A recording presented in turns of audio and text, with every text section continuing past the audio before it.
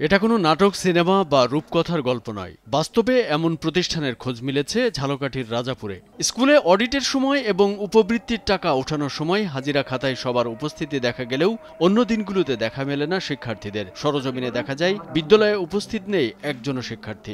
Office কক্ষে গল্পে মশগুল 5 জন শিক্ষক শিক্ষিকা। স্থানীয়রা জানায় এই শিক্ষা প্রতিষ্ঠানটি শুধু কাগজপত্রে আছে, বাস্তবে এটাকে শিক্ষা প্রতিষ্ঠান বলে মনে হয় না, কারণ এখানে শিক্ষক আছে, তবে তেমন কোনো শিক্ষার্থী নেই।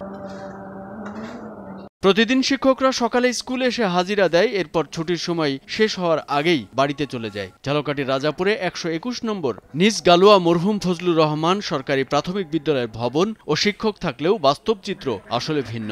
স্কুলে অডিটের সময় পার্শ্ববর্তী সিরাতুন্নবী সাল্লাল্লাহু আলাইহি সাল্লাম মডেল মাদ্রাসা ও এতিমখানার শিক্ষার্থীদের এনে এই স্কুলের শিক্ষার্থী দাবি করে দেখানো হয়। বিদ্যালয়ের প্রধান শিক্ষক রেজিস্টার ও কাগজপত্রে 51 জন শিক্ষার্থীর দাবি করলেও শ্রেণীকক্ষের হাজিরা খাতায় 54 জনের নাম পাওয়া যায়।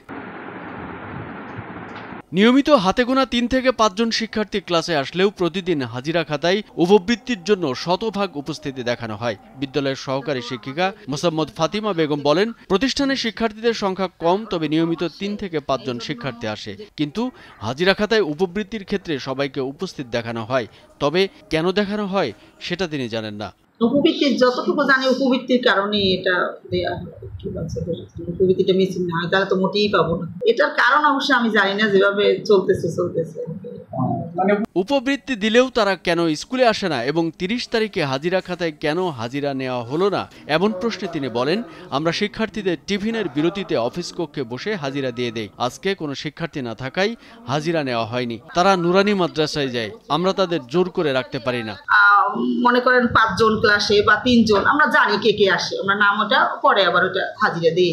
এই কারণ আমাদের ক্যাশমেন্ট এরিয়া যে কজন স্টুডেন্ট বা যে বাচ্চারা আছে, বিশেষ করে মানে প্রায় নুরানি মাদ্রাসা, আমরা ওরা জোরাজুরি করতে পারি না, বুঝছেন? এমন অবস্থা, প্রত্যন্ত এলাকা তো, ওদের সাথে আমরা জোরাজুরি করতে পারি না, কারণ তারা টোটালি আসবে না। এ বিষয়ে সিরাতুন্নবী সাল্লাল্লাহু আলাইহি সাল্লাম মডেল মাদ্রাসা ও এতিমখানার প্রধান শিক্ষক মাওলানা মোহাম্মদ জসিমউদ্দিন বলেন, 121 নম্বর নিজ গালুয়া মরহুম ফজলুর রহমান সরকারি প্রাথমিক বিদ্যালয়ের কোনো শিক্ষার্থী আমার মাদ্রাসায় পড়ে না, বরং যখন ওই স্কুলে অডিটে আসে তখন আমার মাদ্রাসার শিক্ষার্থীদের নিয়ে তাদের স্কুলের শিক্ষার্থী বলে কর্তৃপক্ষকে দেখানো হয়। আর মাদ্রাসার সকল ছাত্র মাদ্রাসা আমাদের মাদ্রাসার স্টুডেন্ট, যখন এদের অডিটর হয় তখন আমাদের এখানে ছাত্র তারা নিয়ে কর্তৃপক্ষকে দেখায় যে আমাদের স্কুলে ছাত্র আছে।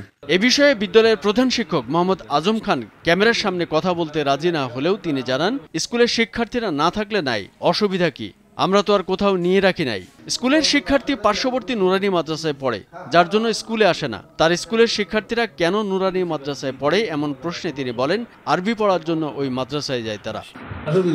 না থাকলে নাই, এটা তো আমাদের কোনো দোষ নাই যে আমরা এটা লই গেছি বা দিয়েছি কোনো জায়গায়, কোনো অসুবিধা আসলে মাদ্রাসায় গেছে, ধরেন বিভিন্ন পাশে মাদ্রাসায় চলে গেছে। রাজাপুর উপজেলা শিক্ষা অফিসার মোহাম্মদ আক্তার হোসেন ওই প্রতিষ্ঠানের শিক্ষার্থী কম থাকার বিষয়টি স্বীকার করে জানান, এরকম উপজেলায় 3 থেকে 4টা স্কুল রয়েছে। আমরা বিষয়টি ঊর্ধ্বতন কর্তৃপক্ষকে জানিয়েছি। পরবর্তীতে প্রতিষ্ঠান বন্ধের জন্য সুপারিশ করা হবে। শিক্ষার্থী খুব কম, সেই হিসাবে শিক্ষার্থী খুবই কম। আমরা কর্তৃপক্ষের কাছে প্রতিনিয়ত লিখি এবং লিখতেছি যে এদের ছাত্র সংখ্যা কম, এই স্কুলগুলোকে মার্জ করে দেওয়া যায় কিনা, কর্তৃপক্ষ আমাদের সিদ্ধান্ত দিলেই আমরা ব্যবস্থা নিই। কামরুজ্জামান আরিফ, ভোরের কাগজ।